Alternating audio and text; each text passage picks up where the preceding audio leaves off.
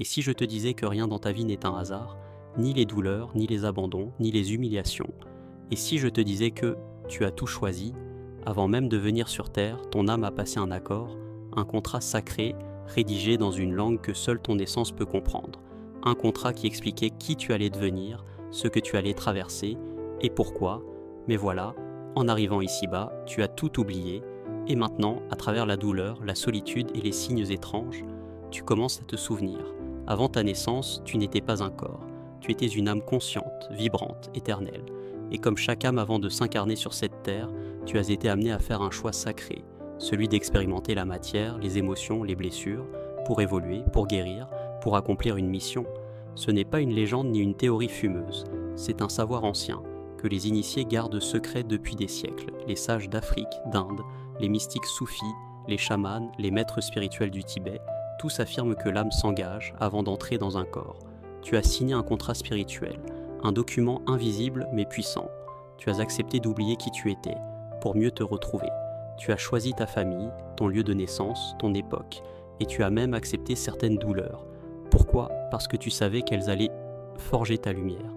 Mais ce contrat, tu l'as oublié. En arrivant dans le monde physique, ton esprit s'est voilé. Les cris, les règles, les peurs humaines ont tout recouvert. Tu es devenu ce que le monde voulait que tu sois.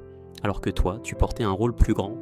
Mais l'oubli n'est pas éternel, et si tu écoutes bien, tu sentiras en toi des fragments de mémoire qui remontent, des ressentis que tu ne peux pas expliquer, une intuition que tu n'es pas ici par hasard, une certitude silencieuse, tu es là pour quelque chose de grand. Les souffrances que tu as traversées dans ta vie ne sont pas de simples malchances. Elles sont les clauses secrètes du contrat que tu as accepté avant ta naissance. Chaque douleur, chaque rejet, chaque trahison a une raison précise. Ce ne sont pas des accidents, mais des passages codés. Lorsque ton âme a choisi de s'incarner, elle savait qu'elle aurait besoin de traverser certaines tempêtes pour se purifier, se révéler, et surtout, se réveiller. Tu as accepté de perdre certaines personnes. Tu as accepté de vivre la solitude. Tu as accepté les injustices.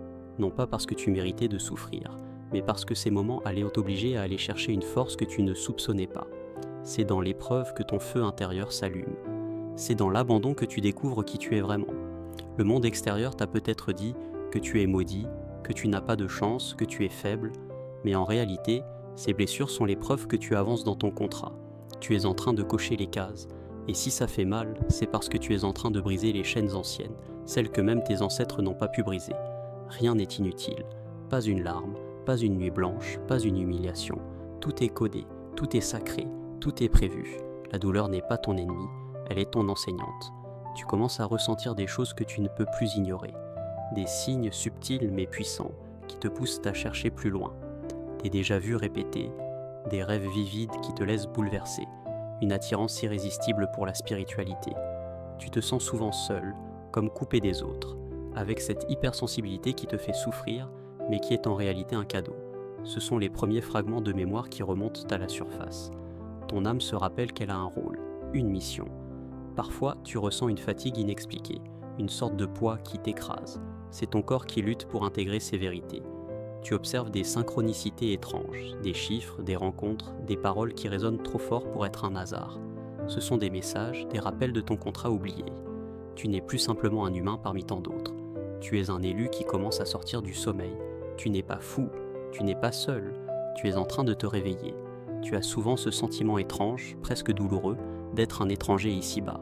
Comme si tu portais en toi une mélodie que personne ne reconnaît. Ce monde, avec ses règles, ses priorités, ses habitudes, ne te ressemble pas. Tu te sens décalé, parfois rejeté, incompris. Cette sensation de ne pas appartenir n'est pas une punition ni une malédiction. C'est un signal profond que ton âme est en éveil.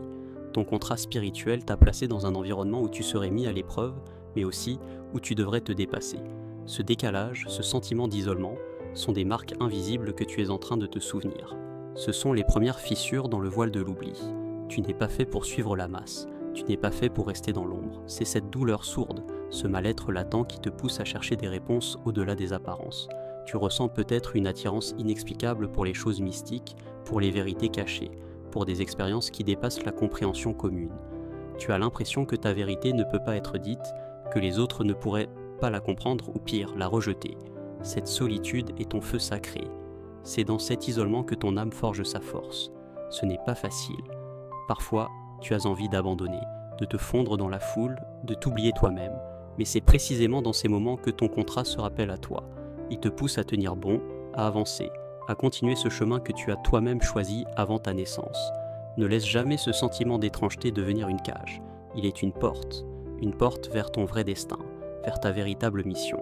Accepte-le, écoute-le, et sache que tu n'es jamais seul, même quand tu as l'impression d'être seul au monde. Ton âme veille sur toi, te guide, te prépare à ce que tu es destiné à accomplir. Il y a un moment dans ta vie où tout bascule. Ce n'est pas toujours spectaculaire, parfois c'est même imperceptible au premier abord. Mais c'est une fracture invisible, une faille dans le temps où ton âme commence vraiment à se réveiller.